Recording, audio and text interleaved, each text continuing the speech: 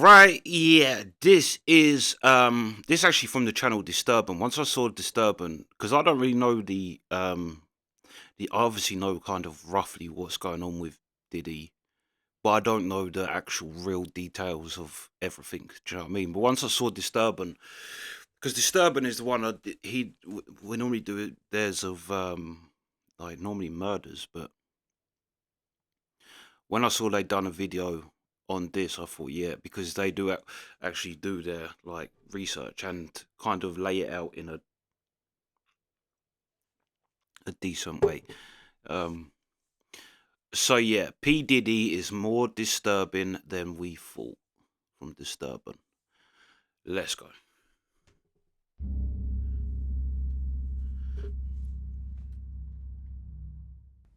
This case takes place in the USA and spans over the 90s, the noughties, and the 20s. That's what he looks like. That's weird. That's weird hearing that voice and actually seeing the person who it's from. He looks a bit like Jason Momoa, little bit.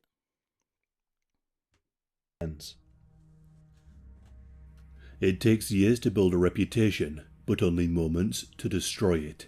Meet Sean Combs, otherwise I just say I never really liked Diddy. I like Biggie, but other than that, I don't like anything Diddy's ever been involved with before all the allegations come out against him. Biggie he's been riding off that, I think, but he's done really incredibly well for it. as Puff Daddy and P. Diddy. P. Diddy was born on the 4th of November 1969. As of today, he is 54 years old. He was born in Harlem, New York, but moved to Mount Vernon in the wake of his father's death. His father, Melvin Combs, was shot dead at the age of 33. His mother, Janice, worked multiple jobs to support him on his own, and he developed a close bond with her.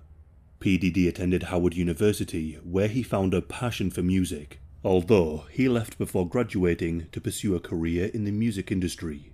When he left, he started as an intern at Uptown Records. P. Diddy quickly impressed executives with his drive and vision. He moved up to a talent director role, where he helped shape the careers of many artists. In 1993, P. Diddy and Uptown Records parted ways, and he founded his own label named Bad Boy Records. His work with artists like Notorious B.I.G. and Faith Evans helped put Bad Boy Records on the map. The label became a powerhouse in rap and R&B. I can't remember what rapper said. In my head, it's an older rapper, but it might not necessarily be. But I remember again before all the allegations coming out, someone saying that look at every artist on Bad Boy Records and they're all preachers now, or like real turned their backs on hip hop and all of that, and are now super religious or preachers or of that ilk. And this rapper was like, "What is going on at Bad Boy Records that you're taking all these like people and then all these people are all of a sudden running? Like, what devilish shit are you doing that's making all these people run so hard into God?" Well, we're gonna find out, I guess. P. Diddy's success with Bad Boy catapulted him into the spotlight, and he transitioned into performing under the name Puff Daddy.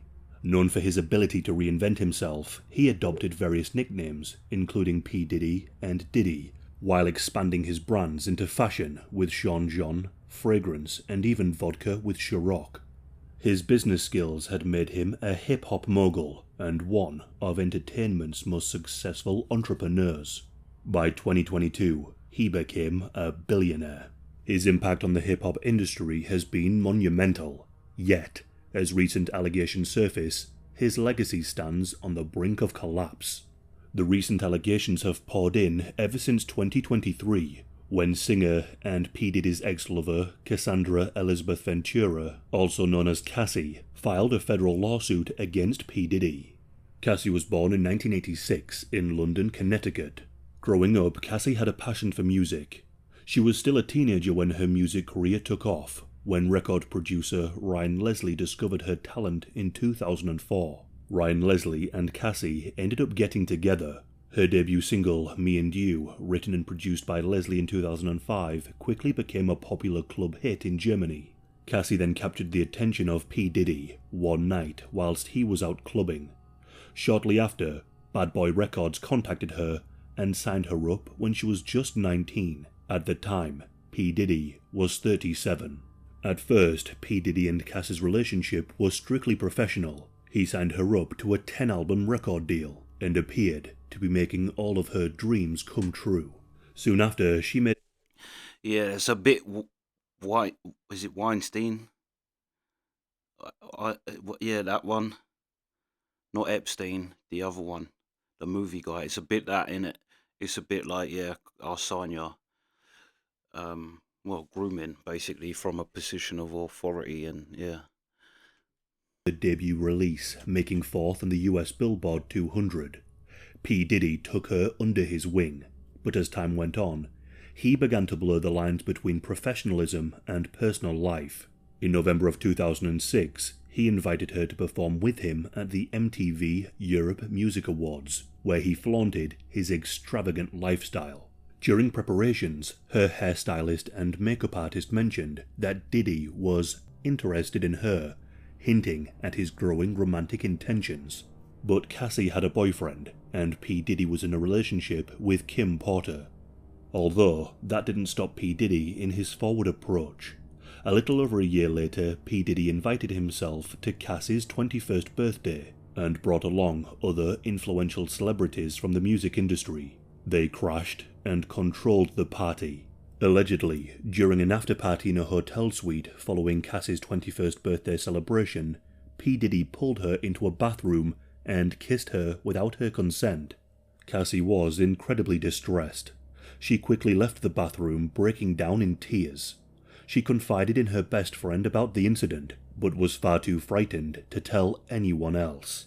As a young rising star and new to fame, she was susceptible to manipulation, especially from those who had power over her in a professional setting. This incident signaled a deepening of P. Diddy's disregard for boundaries and his escalating misuse of power for his own gratification over those in his control. Allegedly, P. Diddy kept inviting Cassie to events and purposefully not inviting her significant other. This was an alleged ploy to get access to her alone. One night in 2007, P. Diddy insisted on taking Cassie out. When she refused, he allegedly threatened to cancel her record deal. Eventually she agreed, and when he picked her up, he was intoxicated and handed her a pill. This was MDMA, and he insisted that she take it. On a trip to Miami, P. Diddy reportedly supplied Cassie with large amounts of illegal substances, leaving her more intoxicated than ever before, with the effects lasting the entire weekend. Hoping to maintain his support over her career, she felt pressured to take more and more when he offered it. Following this, P. Diddy had intercourse with her. These claims suggest a pattern of control with illegal substances, which were used as a tool to maintain dominance over her, and of course, to take advantage of her in an intoxicated state. Cassie's relationship with her partner... Yeah, that's like, even though, again, like, to be fair, other than the like kissing thing, it's not like and giving someone drugs, but she is old enough. But it's, yeah, the fact that she didn't, it, MDMA is ecstasy. That's the main ingredient of ecstasy, MDMA, and it makes you love everyone. So although it's not quite, it is really, it's not quite rehypnol, but it's like, put it this way, ecstasy can make rival football teams that would normally kick the shit out of each other hug each other. Like, it's that powerful. Yeah, that is a bit yeah. Especially as before she's been like, nah, nah, nah, and then yeah, that's crazy. That's crazy, but yeah. I suppose the supplying of, but it's kind of like,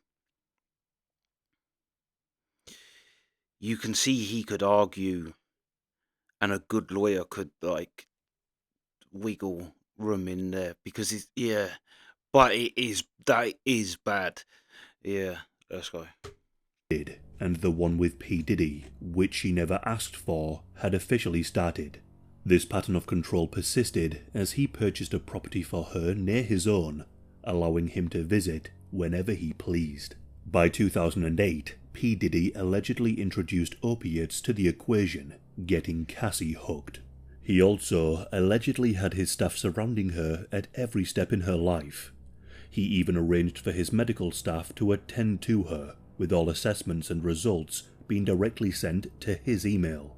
Cassie had a close bond with her grandfather, who she affectionately called Pop Pop. When P. Diddy learned of this, he allegedly insisted that she call him by the same name. He had already taken so much from her, and now he was claiming the cherished name she had reserved for her beloved grandfather. Cassie allegedly became embroiled in his gangster lifestyle, or at least, so it seemed. Allegedly, P. Diddy found that his rival, Suge Knight, of Death Row Records, was dining at a restaurant in Los Angeles. He swiftly armed himself with guns that he kept in his safe, and also forced Cassie to hold one, and compelled her to join him on a mission, allegedly intending to kill Suge. Cassie was deeply intimidated by P. Diddy, and was exposed to more control over time. Over the years, P. Diddy intensified his harmful behaviour toward Cassie. Yeah, that's the thing with what I was saying with the with the MDMA thing. There's you can wiggle around that, but then yeah, there's major red flags for what is about to come for this poor girl in what he was doing then. And yeah, and now you see it. Now you see the complete control. And that's what it is more, it's the control. But yeah, that's even weird getting someone to call someone yeah, yeah. But I'm actually pretty surprised that he armed himself to go and shoot Suge Knight. I'm surprised at that. Allegedly forced himself upon her in her own home after she attempted to leave him. He even allegedly dangled a friend of hers over a high-rise balcony once. Cassie never went to the police, fearing that it would only provoke him further. She never wanted to become a victim of his alleged gangster mentality. Cassie's decade-long suffering took a huge mental and physical toll on her. In one severe incident in 2009, Diddy allegedly kicked her in the face repeatedly, leaving her bloodied and bashed. His staff hid her in a hotel room afterward, away from P. Diddy for her own safety. However, Cassie claims that each time she tried to escape, Diddy's extensive network intervened, with his associates warning her that leaving would only ruin her career. Cassie says that she suffered memory loss from the illegal substances and often felt that she couldn't take it anymore. The forced drug use came hand in hand with another act forced upon her. P. Diddy allegedly made Cassie a star in his freak-offs. Freak-off is a term that has become synonymous with P. Diddy's parties and is generally comprised of orgies. Allegedly, these orgies involved non-consenting people and sometimes underage participants. Cassie was allegedly required to arrange and take part in sexual acts with male sex workers and other people she knew, while Diddy watched. This reportedly happened in luxury hotels all across the country, sometimes weekly. P. Diddy would film these encounters while standing in the corner relieving himself. Cassie pleaded with him to delete the videos, as she was ashamed of what she was being forced to do. He even filmed them on her mobile phone, and when she deleted them, he would recover them. P. Diddy... Do you get the feeling, because that's very, again, is it Wines? What's his name? Um, Hollywood guy. I can't think of his name. But yeah, him. Do you think Diddy started to get round them type of people, and they started giving him advice on how to do things like this? Because that's getting her to do acts and then filming it and keeping it even when she's asking you to delete it. That is everything's a power move. But that is like a old, and what they say the whole world is controlled on. You get someone like what Epstein was doing, getting powerful people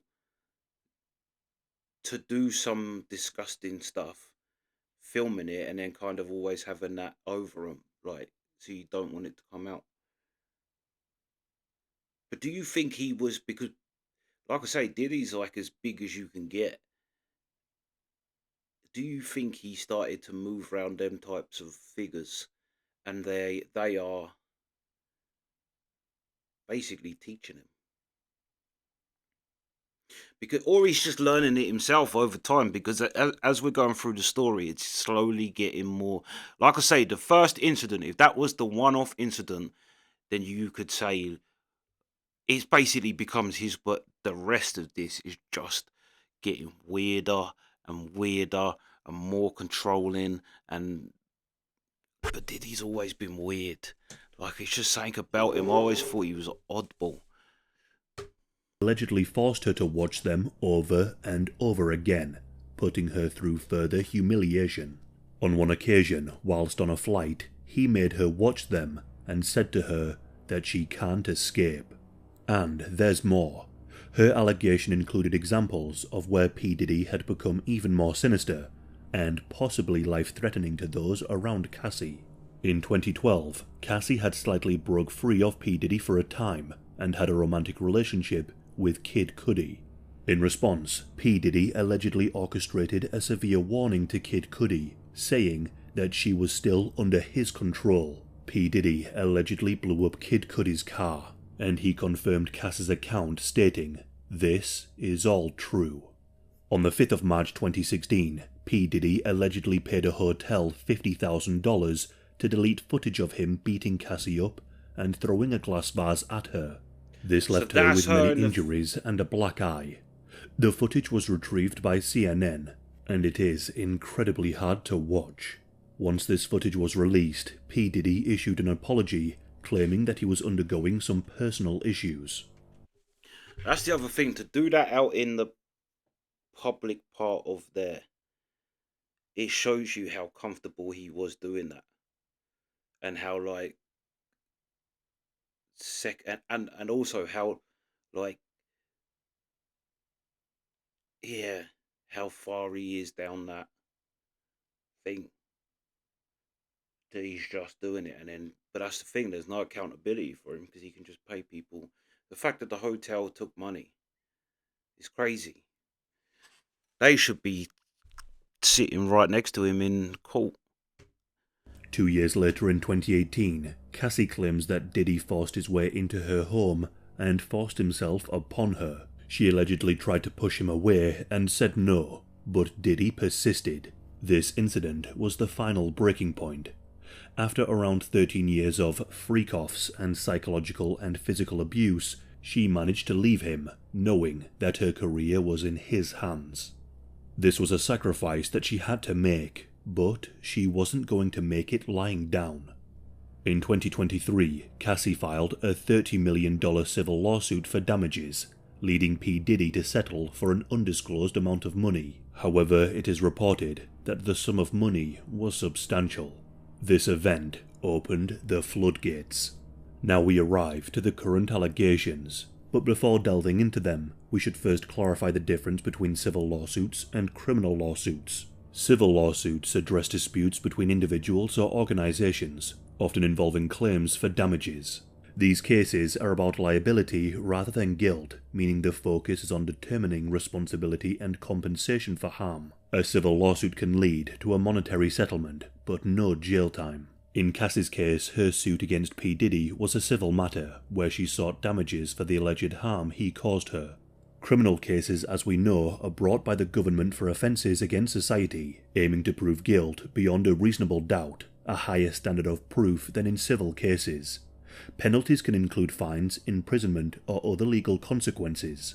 Some argue that the surge of civil suits is just a bid for a payday, which can undermine the credibility of the claims. An early lawsuit was from Joy Dickerson Neal on the 23rd of November 2023. She accused P. Diddy of drugging, essaying, and secretly recording her in 1991 when she was a college student.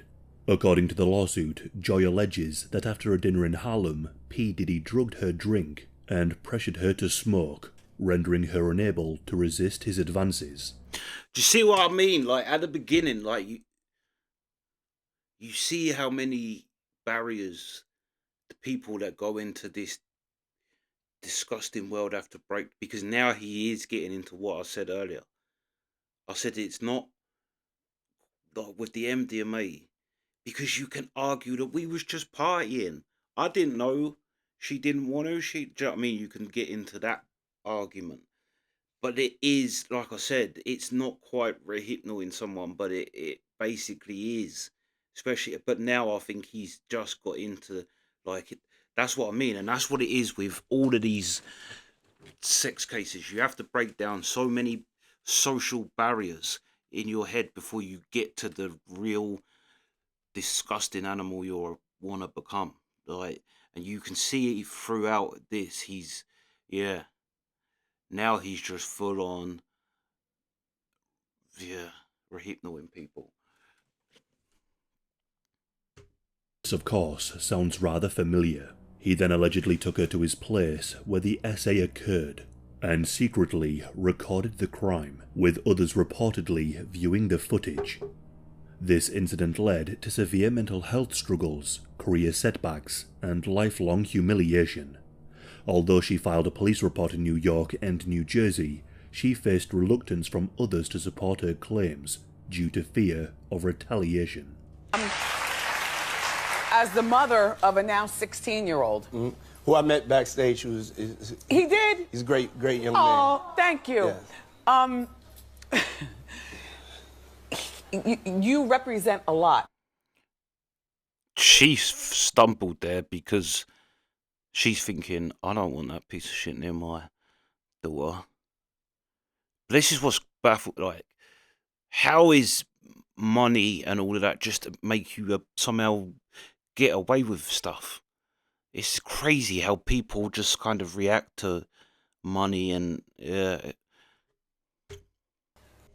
In December of 2023, P. Diddy faced another SA lawsuit with new accusations of drugging and participating in the gang of an unidentified woman in 2003. This woman was only 17 years old at the time.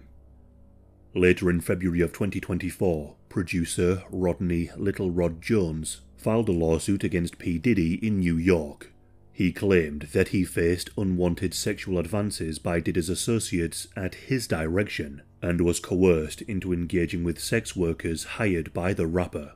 Lil Rod's lawsuit alleges that P. Diddy regularly organized sex trafficking parties involving underage women and illegal substances. The lawsuit also suggests that record label executives who turned a blind eye profited from connections to high-profile figures. On the 25th of March 2024, Lil Rod amended his lawsuit to add Cuba Gooding Jr. as a defendant, claiming that P. Diddy was grooming him to introduce to friends, including Cuba Gooding Jr. According to Lil Rod, P. Diddy introduced him to Cuba on a yacht in the Virgin Islands in January of 2023, leaving them alone in a makeshift studio. Lil Rod alleges that Cuba touched his legs, upper thighs, lower back and shoulders, despite him displaying discomfort. Lil Rod claims that he sustained physical injury, severe emotional distress and humiliation from the incident and is seeking damages from both P. Diddy and Cuba Gooding Jr. But P. Diddy's head of operations for these nefarious events was a woman named Christina Coram. Christina is being named as P. Diddy's Ghislaine Maxwell. Christina was P. Diddy's chief of staff, and she was the organizer and producer of the women and substances. P. Diddy's son, Justin Combs, and Universal Music Group CEO Lucian Grange were his errand boys. They would do whatever Diddy commanded. According to Lil Rod, Kirsten instructed Justin Combs to solicit underage girls. We'll get to that later, all right. Okay. Now, we need alcohols. Right. Alcohols. Right. Not just one alcohol. Alcohols. Right, just different Plurals. blend. You need Blends. the ladies, you need the booze. You need some water. For watering plants? No. What? No, I don't know if guys have noticed this. Like, a lot of ladies drink water at parties. They just, you know, so you have, if you don't have what they need, they're gonna leave. Right. Gotta keep them there. Right. You need locks on the doors. Okay, this is sounding kind of dangerous now. It's a little kinky, but yeah. Rock with me, but just check it out. You need a lot of heat. A lot of heat. Yeah. Heat. You mean that physically the place has to be hot? You don't have no air conditioning. No air conditioning. No. Why is that? Heat affects the alcohol, and it also affects, like, you know, everybody gets a little bit more comfortable and loose. Builds up a nice little sweat. That just sounds disgusting. What are you talking about? Depends on the way you look at it. Homeland Security raided 2 of his properties in March of 2024 due to these allegations. Authorities reportedly discovered bags of narcotics, untraceable guns with drum ammunition clips, and thousands of bottles of baby oil and lube, allegedly used for freak-offs. As LeBron James admitted, ain't no party like a Diddy party. Oh, hey, everybody know ain't no party like a Diddy party, so... Yeah, that's what's up. Yeah, what is it with everybody as well? You always see different celebrities that were at Diddy parties, and it's funny how everyone left early. No one went upstairs. It's exactly the same as Jeffrey Epstein's house. The Prince Andrew. I've never been upstairs in that house. There's definitely some dark shit going on in that house upstairs that you know about, because you were specifically saying I didn't go in the upstairs. And people, how many people do you see that go, have you been to a Yeah, I went to a Diddy party, but I left early. Someone stayed late. Someone's lying. Do you know what I mean? And that's it. That's like, because I was thinking, how do you get to keep the silence of people like that? I'm thinking it can't just be the fact that people have money. Because... But then I was thinking, if you're filming stuff as well, even people that maybe didn't necessarily, or they participated and then afterwards felt bad and thought, I don't want to do it, they can't say nothing because they're on camera doing something. So he's got them people. The more people he brings in, and that's what it seems like, getting female sex workers to basically try it on with men. He's probably filming it, do you know what I mean, to hold it over someone. It all goes back to power. It seems like the Cassie was his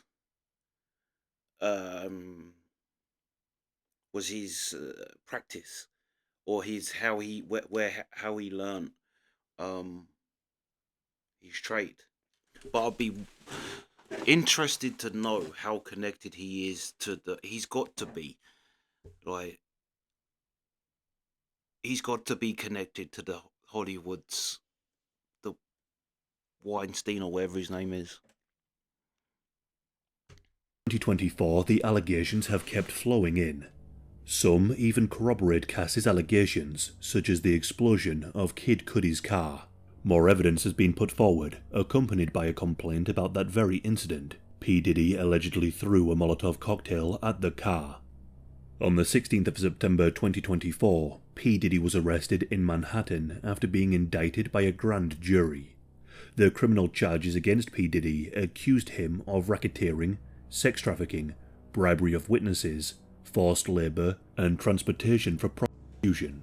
When P. Diddy tried to apply for bail, he was rejected.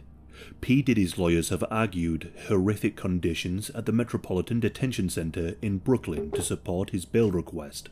This bail request included a $50 million bond, GPS tracking, and limited visitor access. But the US District Judge Andrew Carter rejected the request, citing that these conditions wouldn't sufficiently ensure public safety. When it started to look like P. Diddy might be getting locked away for a very long time, even more allegations came through. A notable one was from Talia Grave, a fashion and beauty influencer. She filed a lawsuit on the 24th of September 2024, accusing P. Diddy and his bodyguard Joseph Sherman of drugging and forcing themselves upon her in a Manhattan studio in 2001. P. Diddy allegedly coerced her into the encounter by claiming that he wanted to discuss her boyfriend's performance as he was employed by P. Diddy's company. She has claimed that she discovered that the attack was recorded and shown to others. Talia alleges that they forced her silence over the years. She claims that they even threatened to use the tapes and other things to take her children from her during a divorce procedure that she was going through. Talia has since come forward, knowing that P. Diddy is in hot water and his power over his alleged victims is deteriorating. Houston-based lawyer Tony Buzz. It still blows my mind how I know that, like I said, you can understand why they're filming people in compromised positions that can ruin them, so you're going to hold them. But it still blows my mind. And we had this, as this has gone on, it seems like the Jimmy Savile, like we had with Jimmy Savile. The second he died, it was like everybody, the power. But then I even saw that a journalist who probably got the closest to Jimmy Savile while he was still alive was like with him all the time and that. But he said people in his circle he tried to interview and it would be stopped instantly. He's like, I didn't actually get to speak to people around him until he died.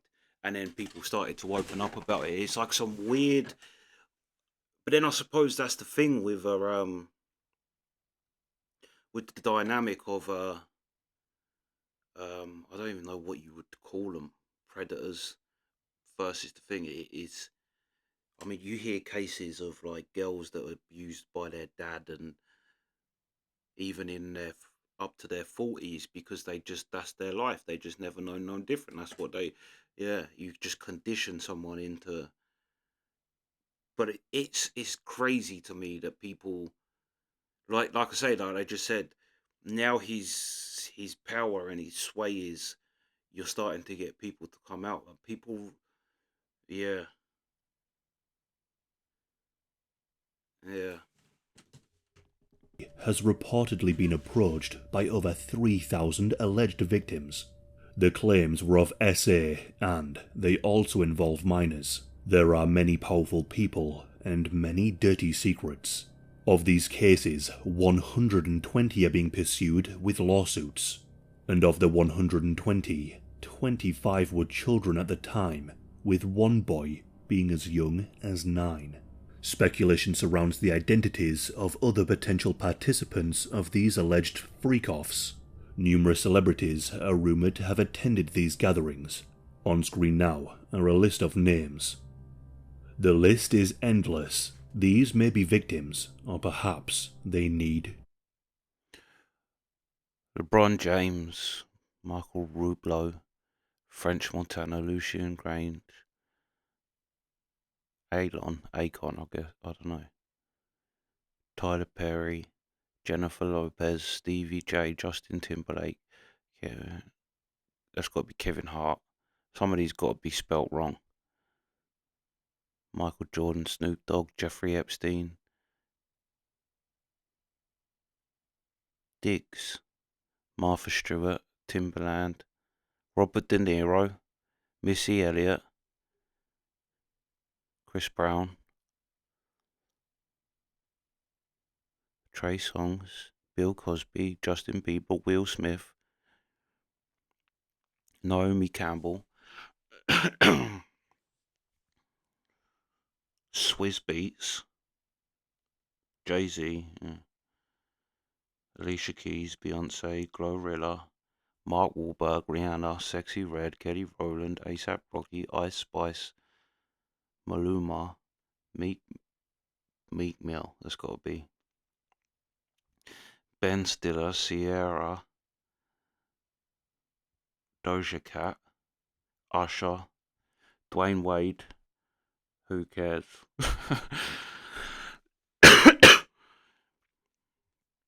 Jessica Alba, Odell Beckham, Gabrielle Union,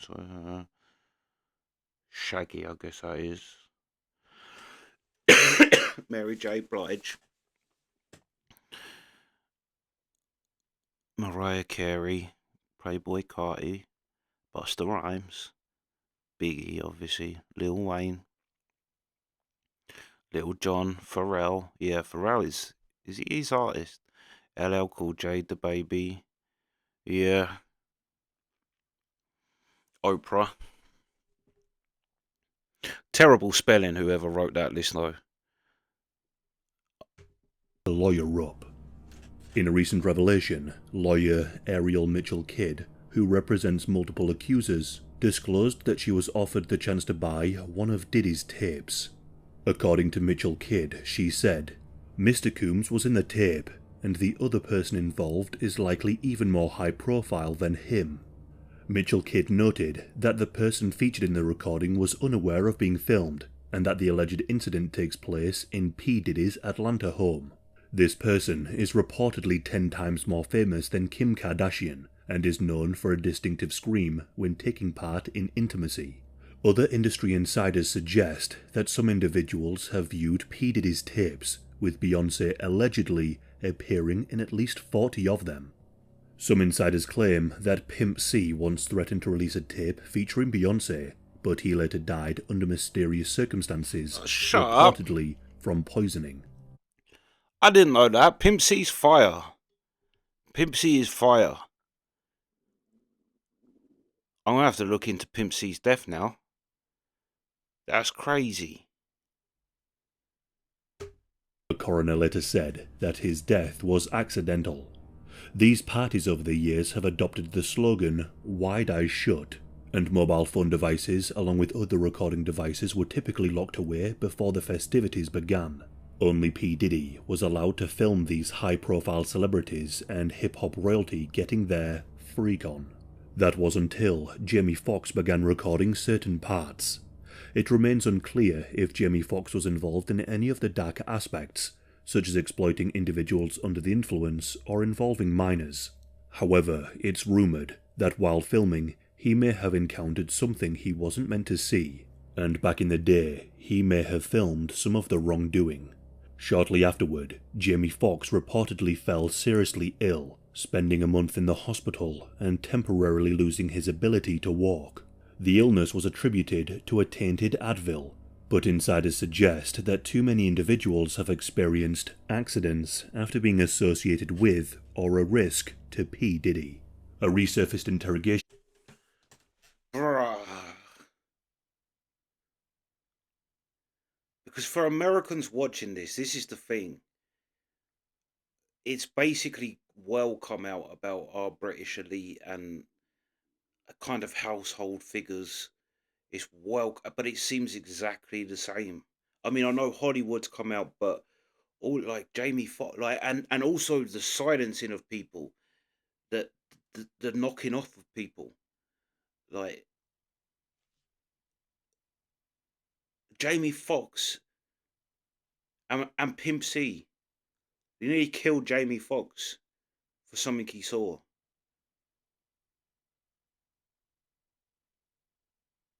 And he actually did kill Pimp C. And did he kill Tupac? But that's a whole different story. Video from May of 2018 has taken on new significance in light of P. Diddy's recent arrest. That year, South African adult film star Jonathan Oddie was arrested after an intense incident at the Trump Miami Hotel. According to some reports, Jonathan draped a large American flag over the lobby counter before getting into a shootout with the police, all while ranting about 3 prominent people: Donald Trump, Barack Obama, and P. Diddy. Once Jonathan was arrested, he began weaving his rant into a broader, cryptic narrative. His claims spanned Bohemian Grove, the Illuminati, and powerful families who supposedly control the world. Well, this is the other crazy thing as well. I actually saw it. It was actually on an American news where they said every president of the United States is related to the royal family, even Barack Obama. Barack Obama was like the Queen's 48th cousin, but you can link them together. Right, every president of the and it shows you like David Icke and all them conspiracy theories when they used to be saying, "Oh, paedophiles run the world," and yeah, I wouldn't be surprised if they are all lizards at this point, because David Icke hit the nail on the head with just about everything else about these people. They're a conglomerate of nonsense. But yeah, like I say, our up aboves well, that's to call them up aboves, down belows, really, is what they are. But yeah, our elite, let's say, is up to exactly the same type of games.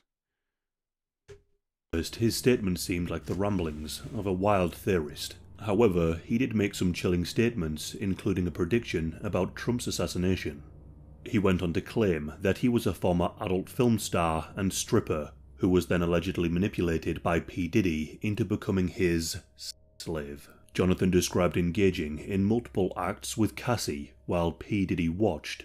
Jonathan claimed that P. Diddy would touch himself while he told him what to do to Cassie. Jonathan also claimed that he contracted herpes during these encounters and intended to sue P. Diddy.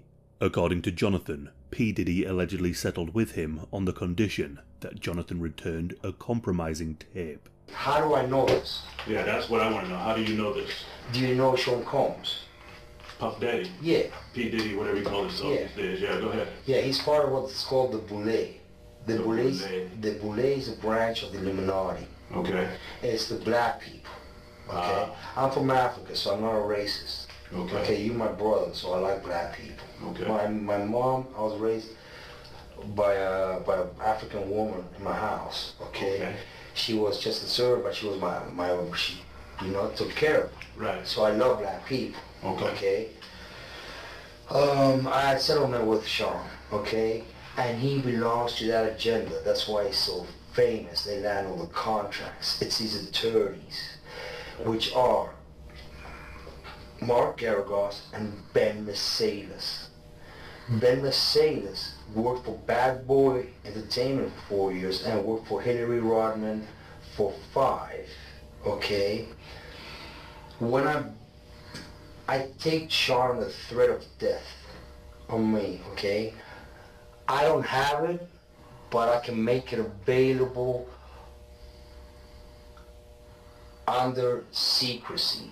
That means that I wouldn't be liable because I don't want to be getting framed for anything, okay? All right. Jonathan's statements leave a sense of ambiguity, making it difficult to discern where truth ends and conspiracy begins. One question on many people's minds was who else did he assert his power and influence on? Was he making Harvey Weinstein-type deals with young and up-and-coming artists? The first person who springs to mind is Justin Bieber. Justin Bieber initially signed to Usher when he was young, who then allegedly introduced him to P. Diddy. In a video clip, which was originally posted by Bieber to his YouTube channel, he speaks with P. Diddy.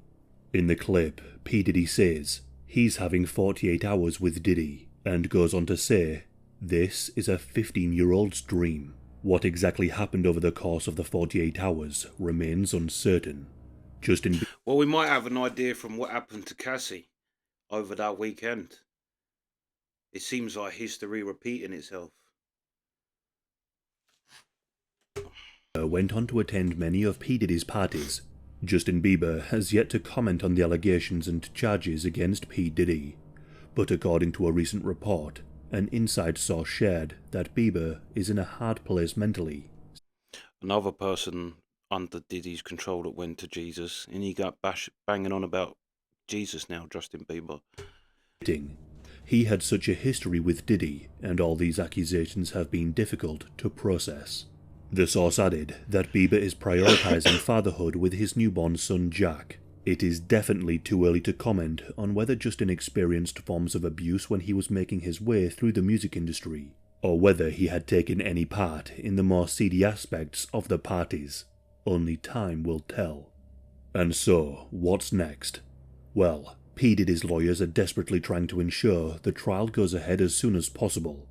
On the 9th of October 2024, his lawyer requested a trial in April or May of 2025 for his involvement in the sex trafficking charges.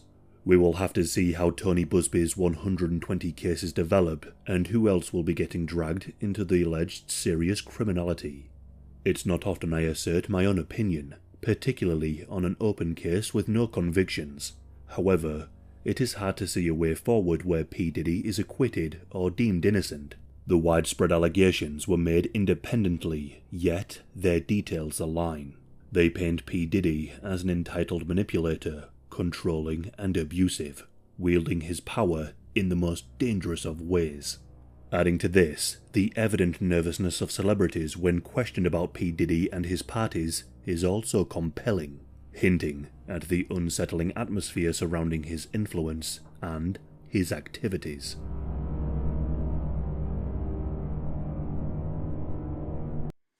Yeah.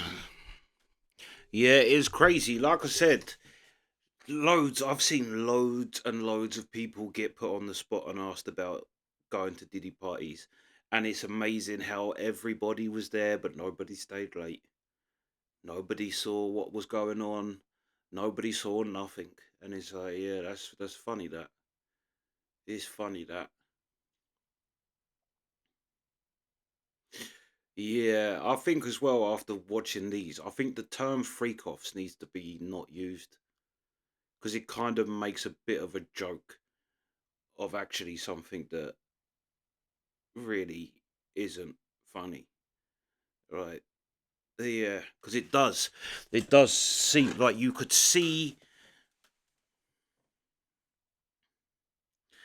like you could see from that first weekend with Cassie where he gave MDMA.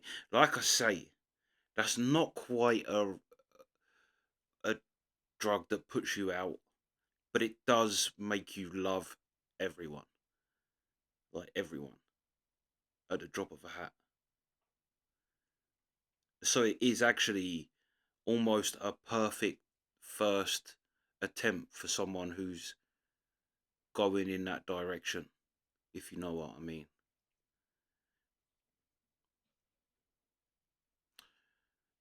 Yeah, yeah, this was crazy. Crazy. I think as well that clip of, although you can read into things looking into it now with hindsight, but again, like Jimmy Savile, when Jimmy Savile said he's feared in every girls' school in the country on a TV show in our country, he said that, and everyone laughed, thinking it's a joke, but he's been deadly serious. But you could see in that clip of Cassie and Diddy together. I mean, he had an evil look in his eye at one point, and she did. She had a smile and that, like, but there was a brief moment during that bit where they're standing together, getting pictured together. There was that like fleeting thing of almost looking at the paparazzi for some type of help, or like, yeah, she had that vibe, or like a kind of just something dark and going on, but like in her. Do you know what I mean? You could just and then she went back to being smiley, and you didn't really pick that up as much. But there was that brief little moment where you could see, yeah, crazy, crazy. But like I say, I never liked Diddy. I never liked Diddy. I liked his I used to like his song about Biggie, but he didn't, and that shows you in a way what a scumbag he really is. He didn't even write that. Is he's about his best friend? Like, did he didn't write? When I say he had a talent for music, he ain't got a talent for music. He's got a talent for, well, we know what his talent is now. But everyone's always been scratching their head as to what his talent actually is because he ain't got a musical bone in his body. But yeah, the song he wrote for Biggie after he died, he didn't even write. He didn't write the words, and he ripped off a Sting song. I think Sting gets paid for that. Yeah, but that's what I mean. Now, I mean that shows you a bit that you release a song that's gonna sell because your best friend died and you didn't even write it. It literally is just a cash cow. Yeah, I mean that tells you all you need to know about someone, really. But yeah, yeah, crazy.